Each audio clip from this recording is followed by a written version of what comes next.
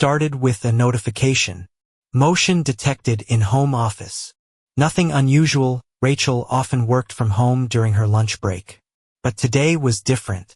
Today, I watched her slip through the door, followed by James Mitchell, my former boss, and the man who'd fired me half a year ago, claiming budget cuts while promoting Rachel to my position.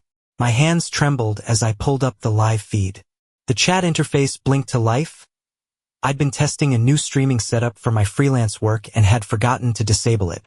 Anonymous viewers began trickling in, drawn by the thumbnail of two people in what was clearly not a business meeting. "Is this your house, bro?" someone typed. "That's definitely not his sister." "Wait, isn't that Mitchell Media's CEO?" I should have turned it off. Should have rushed home. Should have done anything except sit there, paralyzed, as the viewer count slowly ticked up. But something kept me rooted to my seat. Maybe it was the way Rachel laughed, a sound I hadn't heard in months. Or maybe it was the casual familiarity with which James settled into my leather chair, the same chair where I'd spent countless nights editing videos to prove myself worthy of the promotion he'd given to her instead. 5 minutes turned into 10. The chat exploded with theories and timestamps. And that's when I made a decision that would change everything. I connected my phone to the stream and prepared to go live with my own channel. Not just to showcase their stolen moments in my office, but to reveal every damning detail I'd collected over the past months. The hotel receipts, the late meetings captured on lobby cameras, the text logs recovered from our shared cloud account. Everything. But first, I needed to make some calls. Rachel's family would want front row seats to this show. After all, they're the ones who told me I was being paranoid, that I needed therapy, that Rachel's sudden success was just her finally reaching her potential. The viewer count hit 1,000 as I picked up my phone. In 5 hours, that number would reach 6 figures, and 2 carefully crafted reputations would crumble in front of an audience neither of them knew they had. I sat in my Tesla Model 3, the car I'd bought to celebrate my expected promotion, parked outside the local Starbucks on 4th Street, watching the stream's viewer count tick past 5,000. The pumpkin spice latte I'd ordered an hour ago sat untouched, growing cold like my marriage. My hands trembled as I pulled up the conversation that had shattered my world, the chat history with David Torres, Mitchell Media's eagle-eyed night security guard of 15 years. David wasn't just any security guard. He was the guy who'd helped me jumpstart my car during late-night editing sessions, who'd shared his homemade tamales during holiday shifts, the guy who'd been the first to see through the lies. Mr. Chun. His first message read, timestamped 2:14 a.m., exactly 3 months after my termination. Been wrestling with this for weeks now. Something's not adding up here at Mitchell Media. Your wife's car? It's becoming a regular fixture in the executive parking area. Tuesdays and Thursdays, like clockwork. Never arrives before 9 p.m., never leaves before midnight. Always with company. The memory of that night hit me like a physical blow. I'd been standing in our newly renovated kitchen, the one Rachel had insisted we needed, watching her stir risotto as if nothing was wrong. Her designer watch a self-given promotion gift, catching the light as she reached for the wine. My phone had felt like a live wire in my pocket, David's message burning through the fabric. "You'd better start from the beginning, David," I'd said later that night, pacing our back deck, trying to keep my voice level. "Tell me everything you've seen. The timing's what caught my attention first, Mr. Chun. She arrives at 9:15 p.m. sharp, pulls into your old spot, the one marked executive creative director that used to be yours. But here's the thing, Mr. Mitchell's BMW always arrives exactly 12 minutes later, like it's choreographed." The live chat exploded as I shared the first piece of evidence. High-definition parking garage footage, multiple angles.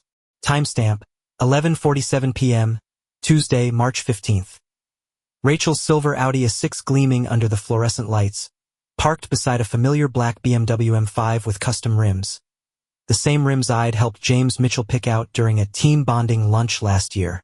"Enhance that," someone typed in all caps. "Look at the reflection in the BMW's window." I did better than enhance. I split the screen 4 ways, showing top left, the the security footage. Top right, Rachel's text thread from that night. 8:43 p.m. Rachel. Dinner running super late. Amy's really struggling with the divorce papers. Need to be here for her emotional support. 8:44 p.m. Me. She's lucky to have you. Give her my love. Tell her she'll get through this. 8:44 p.m. Rachel. You're seriously the best husband ever. Don't wait up. Okay? Red heart. 8:45 p.m. Rachel. Having some wine to calm her nerves. We'll definitely Uber home. Love you so much. 8:47 p.m. Me. You're amazing. So proud to have such a caring wife. Bottom left. Amy's Instagram story, posted at the exact moment Rachel claimed to be consoling her. Living my best divorced life in Maui. Hibiscus Mai Tais and moonlight with my real estate girls. Hashtag Hawaiian vacation, hashtag divorced. And thriving, hashtag no regrets, hashtag best life ever. Bottom right. A zoomed-in reflection in the BMW's tinted windows, showing Rachel in a red dress I'd never seen, helping James Mitchell with his tie. The viewer count surged past 15,000. That BMW, a viewer commented. Isn't that the same one from the company's Meet Our Leadership page? I pulled up Mitchell Media's website. There it was, James Mitchell, CEO, leaning against his signature black BMW M5 in the corporate photo shoot. The photo I'd edited myself, spending hours getting the lighting just right, trying to prove I deserved that promotion. That's when Sandra Johnson from accounting joined the stream. I remembered her well, 58 years old. Pictures of her grandkids all over her desk. Been with Mitchell Media since its startup days. The woman who'd always made sure freelancers got paid on time, who'd fought for my overtime during the company's rebranding push. Josh? Oh my sweet lord. I've been watching for 10 minutes and I feel sick. Those Westbrook Hotel receipts. They've been crossing my desk since March. I thought it was strange, but Mr. Mitchell said it was for client confidentiality. Room 1507 every time. Always with the same room service order, 2 glasses of Veuve Clicquot, oysters, and... My hand steadied as I pulled up the next set of files. Corporate expense reports, meticulously organized by date. Every Tuesday and Thursday without fail. Room 1507, the Westbrook Hotel, $689 per night plus incidentals. Always charged to Digital Innovation Initiative. The same project I'd been fired from due to supposed budget constraints. I played the next piece of evidence as the viewer count hit 23,000. Multiple surveillance angles from the Westbrook's lobby. 7 p.m. Rachel entering, Prada briefcase in hand. The $3,000 briefcase, she'd said, was a sample from a client. 7:12 p.m. James Mitchell arriving, loosening his tie. 7:35 p.m. Elevator camera footage showing Rachel emerging from the bathroom in a red Versace dress. Price tag visible. $899 from Nordstrom. Charged to the corporate card I no longer had access to. 11:45 p.m. Both leaving separately. Rachel's hair down now, lipstick slightly smudged. A private message notification flashed. Kelly Peterson, Rachel's best friend since their USC days, former bridesmaid at our wedding. Josh, I'm literally shaking watching this live. There's something massive you need to know. That beach house investment Rachel pushed you to make with your severance? The one in Newport Beach? It wasn't random. I overheard them in the break room last week.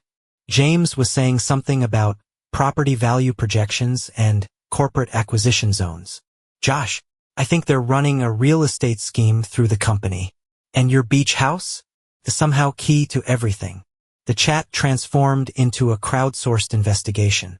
A viewer named Corporate Crime Watch created a detailed Google sheet titled The Mitchell Media Conspiracy Timeline. March 15th. Sister dinner alibi. Hotel booking confirmed. Garage footage timestamps match.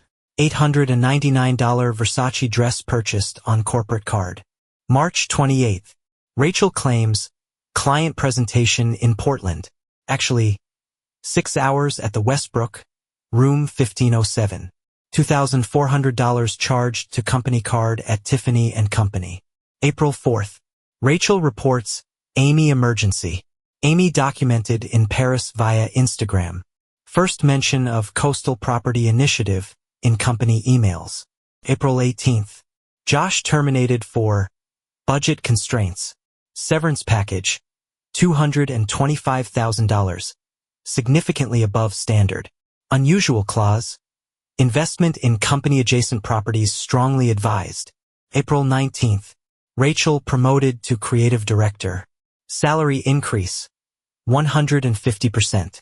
Given oversight of Digital Innovation Initiative. May 1st. Beach house purchase using Josh's severance. Property value. $1.2 million. Location. Suspiciously close to rumored tech campus development. Then came the text logs, recovered from our shared cloud backup that Rachel had forgotten to unlink from her old iPhone. Rachel to James. He suspects nothing. Poor guy thinks overtime means actual work. Can't believe how easy this is. Faced with tears of joy. James to Rachel. Property papers are ready to go. Once he signs over the beach house, the whole plan falls into place. Board won't know what hit them. Rachel to James. Almost feel bad. Almost. Face blowing a kiss, but he was always too naive. Remember how hard he worked for that promotion. James to Rachel. The promotion he'll never get? Winking face can't wait for next week's board meeting. Ready to blow their minds with our investment strategy? Rachel to James. They'll never see it coming. Just like Josh didn't. Too busy editing videos to notice what was happening right under his nose. My coffee cup crumpled in my hand as I read their exchange. But the next revelation came from an even more surprising source. A private message from Catherine Mitchell, James's wife of 20 years. Josh, it's Catherine. We need to talk right now. I found something in James's home office safe documents about the real purpose of the Digital Innovation Initiative. This isn't just about the affair. They're planning something massive with these coastal property acquisitions. The board meeting tomorrow. It's all a front. I have proof, and what's more, I have access to James's private servers. The ones even Rachel doesn't know about. The chat moved so fast it became a blur. This is straight up fraud. Check the property records. Someone call the SEC. The affair is just a smokescreen. How deep does this go? I smiled grimly as I typed my next message. The viewer count passed 50,000 as Rachel's Audi pulled into our driveway right on schedule. In exactly 3 hours, she would host the quarterly board meeting, her crowning moment, where she'd present their brilliant investment strategy to Mitchell Media's board of directors. But first, the Tesla's AC hummed softly as I parked across from our house, the house where Rachel and I had planned to raise our children, where we'd spent countless Sunday mornings making pancakes and planning our future. Now I sat watching her through our security feed, using my desk, my chair, my space to orchestrate her betrayal. A notification flashed on the stream. Rachel's laptop screen had suddenly appeared in the feed. She'd forgotten about our home network screen sharing, the feature I'd set up during lockdown so we could watch movies together during her late nights at the office. The nights I now knew weren't spent working at all. My throat tightened as I watched her type. To james.mitchell@mitchellmedia.com. Subject: Tonight. Miss you already. Can't wait for tomorrow's presentation. It's almost funny. Josh actually wished me good luck this morning. Said he was proud of me. If he only knew what we've been planning all these months. The chat erupted with sympathy and rage, but I barely noticed. Instead, I found myself opening our shared photo album, the one Rachel had forgotten to unlink from our cloud storage. My finger hovered over an image from exactly 5 years ago, our wedding day. The photo showed us during our first dance. Rachel's head resting on my shoulder, my hand at the small of her back. The photographer had captured the moment I whispered, "This is the happiest day of my life." Rachel had looked up at me, tears in her eyes, and replied, "This is just the beginning." She was right. It was just the beginning, but not the one we'd promised each other. A viewer named Sarah shared her story. I was your server at Bistro Laurent.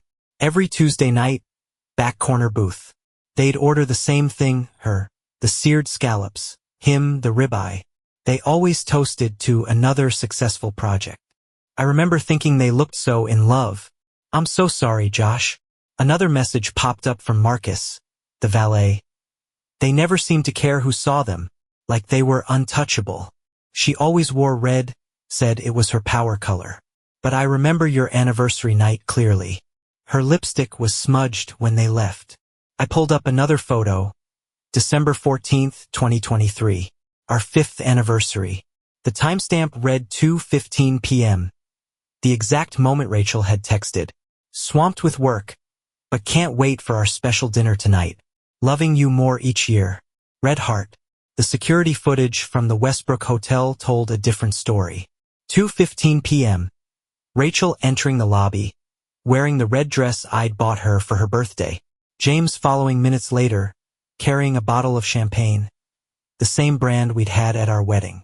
The stream chat filled with broken heart emojis as I shared more timestamps. 7:30 p.m. Rachel's Instagram post of our romantic anniversary dinner. Takeout containers on our coffee table, carefully arranged. Movie night with my soulmate. Hashtag blessed, hashtag 5 years, hashtag forever. Reality. She'd ordered the food, staged the photo, then left to meet James at Bistro Laurent, where they celebrated with a $400 bottle of wine charged to the company card. Through the security feed, I watched Rachel at my desk, still typing emails about tomorrow's board presentation. Her phone lit up with a message from Amy. Rachel, OMG, there's a live stream going viral right now. Everyone can see everything. Rachel barely glanced at it, typing back, "Oh, what? Too busy for internet drama. Working on my big presentation." But across the room, James had gone rigid, staring at his own phone. His wife Catherine had just sent him a single line. "How could you do this to us?" I watched the color drain from his face as he opened his laptop, no doubt seeing the viewer count now approaching 80,000. But Rachel kept typing, humming the same song she'd hummed getting ready for our wedding. Opening my briefcase, I touched the stack of papers inside, not just evidence of corporate misconduct, but something far more personal. Our wedding vows, handwritten on monogram stationery. The marriage counseling intake form Rachel had filled out last month, claiming she wanted to reconnect. Restaurant receipts, hotel folios, photographs, a paper trail of betrayal. But it wasn't about exposing a scandal anymore. This was about something much simpler and more devastating. The death of trust. The end of us. Through the feed, I watched Rachel touch up her lipstick, the same shade she'd worn when she promised to love me forever. She had no idea she was about to star in a different kind of performance. The stream chat had gone quiet, as if holding its collective breath. These weren't just viewers anymore. They were witnesses to the moment a marriage shattered in real time. I checked my reflection in the rearview mirror, straightening the blue tie Rachel had given me on our first anniversary. Power colors, she'd said back then. Blue for trust, red for passion. My phone buzzed with a message from Catherine Mitchell. "I'm in the parking lot if you need backup. Don't let them rewrite our story, Josh." I stepped out of the car, feeling the weight of 80,000 eyes watching. But this wasn't for them. This was for every anniversary dinner eaten alone. Every, "I'm working late," lie. Every kiss tainted by the taste of betrayal. I reached for our front door, the same door Rachel and I had carried each other through as newlyweds. Sometimes the deepest wounds come from the hands we trusted to hold our hearts. The handle turned. It was time to face the music, even if the song wasn't the one we danced to at our wedding. The key clicked in our front door lock, the same lock I changed last week, letting Rachel believe it was routine maintenance. My footsteps echoed in the hallway, each one bringing me closer to the moment I'd rehearsed 1,000 times in my head. The viewer count hit 95,000 as I approached my home office, where Rachel and James were hunched over tomorrow's presentation, their heads almost touching. The familiar scent of Rachel's perfume hit me first, Chanel No. 5. The same fragrance she'd worn at our wedding. 5 years of memories in a single breath. My hand trembled slightly on the doorknob, but my voice was steady as I pushed the door open. "Don't stop on my account." They sprang apart like guilty teenagers, Rachel's hand flying to her throat, a nervous gesture I'd seen countless times during our marriage, usually when she was lying about working late. Her face transformed in stages. Surprise, confusion, then dawning horror as I deliberately set my laptop on the desk, screen facing them. "Say hello to your audience," I said quietly, turning the screen so they could see the live chat scrolling with comments. "They've been watching you for hours. Quite the performance." James lunged for his phone, but I held up his iPhone 14 Pro, the one he'd left charging on my desk earlier. "Looking for this? The chat really enjoyed your text history, especially the messages about the beach house scheme. Very creative." "Josh," Rachel whispered, her voice breaking. "This isn't... We were just working late." I finished for her. "Like all those other late nights? December 14th, for instance? Our anniversary." I pulled up the security footage on the main screen. Rachel's face went ash-white as she watched herself entering the Westbrook Hotel at 2:15 p.m. that day, wearing the red dress I'd bought her. "Interesting choice of outfit for a client meeting," I noted, advancing through the footage. "Even more interesting choice of champagne. Veuve Clicquot Rose, our wedding champagne. Nice touch, James." James had backed away from the desk, his usual corporate swagger evaporating as he watched his carefully constructed lies unravel on screen. "The board meeting," he muttered. "We need to cancel it," I suggested mildly. "Bit late for that. The board's already watching the stream, along with most of the company." "Oh, and Catherine says hello." Rachel's head snapped up at that. "Catherine? Turns out I wasn't the only one you two were betraying." I opened another file. "She's been quite helpful, actually. Had access to some very interesting documents about the real purpose of the Digital Innovation Initiative." "You don't understand," Rachel started, reaching for me with trembling hands. "We never meant to get caught," I finished. "Clearly. But let's talk about what you did mean to do." I clicked through to the next screen, a slideshow I'd prepared. First image, our wedding photo. Second image, security footage from the Westbrook, same timestamp, 5 years later.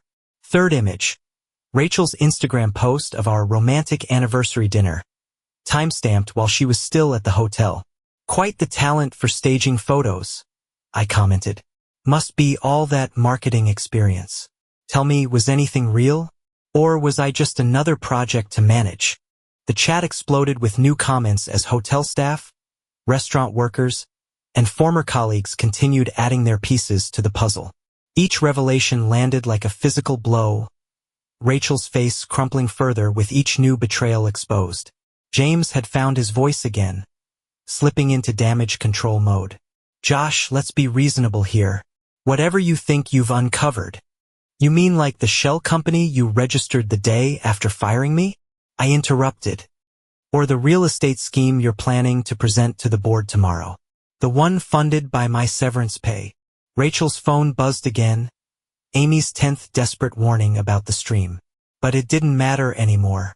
The damage was done, the audience was invested, and the truth was unspooling in real time for everyone to see. Through the window, I caught a glimpse of Catherine Mitchell's car pulling into our driveway, right on schedule. In her possession, the final piece of evidence that would transform this from a simple story of infidelity into something far more devastating. The viewer count topped 100,000 as I pulled out one last envelope. "Shall we discuss the real reason for tomorrow's board meeting? Or would you prefer to explain why you've been using company funds to buy up coastal properties through private accounts?"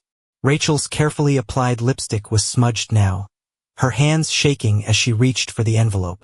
In the corner of the screen, the chat had gone silent, waiting to see what would happen next. Rachel's phone erupted with notifications as the stream reached critical mass. Her carefully constructed world crumbled notification by notification, message by message, revelation by revelation. Emergency board meeting called at Mitchell Media. Digital Innovation Initiative under investigation. Rachel Chen's promotion suspended pending review. Her Instagram feed, once a perfectly curated gallery of #blessed and #powercouple, now flooded with screenshots from the stream. The comments section of her latest post, A artfully staged photo of us at Christmas, transformed into a digital walk of shame. She lunged for her laptop, frantically trying to delete posts, but each screenshot had already been saved, shared, reposted. The internet's memory proved longer than her loyalty. "You're ruining my life." The words exploded from her, raw and ragged, mascara tracking down her cheeks. The same mascara she'd sworn was waterproof at our wedding. "How could you do this to me?" I leaned against my desk, the desk where she and James had plotted their betrayal just hours before. "Funny," I said softly. "That's exactly what you said last month when I asked you to stop working late with James. Remember?